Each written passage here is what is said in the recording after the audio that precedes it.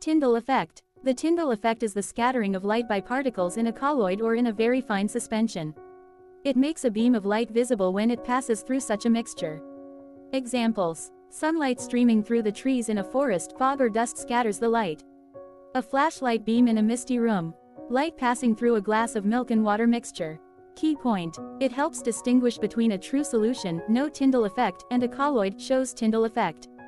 The particle size for the Tyndall effect to occur typically falls within the range of 1 nanometer nm to 1000 nanometers 1 micrometer. This size range is characteristic of colloidal particles. They are large enough to scatter light but small enough to remain suspended in the medium. True solutions: example, salt in water, particle size less than 1 nanometer, no Tyndall effect. Colloids, e.g., milk, fog, particle size equals 1 to 1000 nanometers, shows Tyndall effect. Suspensions: particle size greater than 1000 nanometers, particles settle out, may scatter light but not stable like colloids. Is size of particle is comparable to wavelength of light?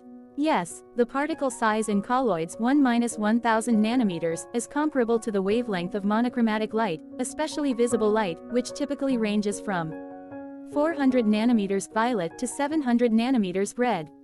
Because of this similarity in size, colloidal particles can effectively scatter visible light, leading to the Tyndall effect.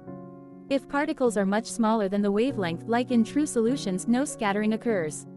If particles are similar in size, scattering is strong, as seen in colloids. This is why blue light, having a shorter wavelength, approximately 450 nanometers, is scattered more strongly than red light, approximately 650 nanometers.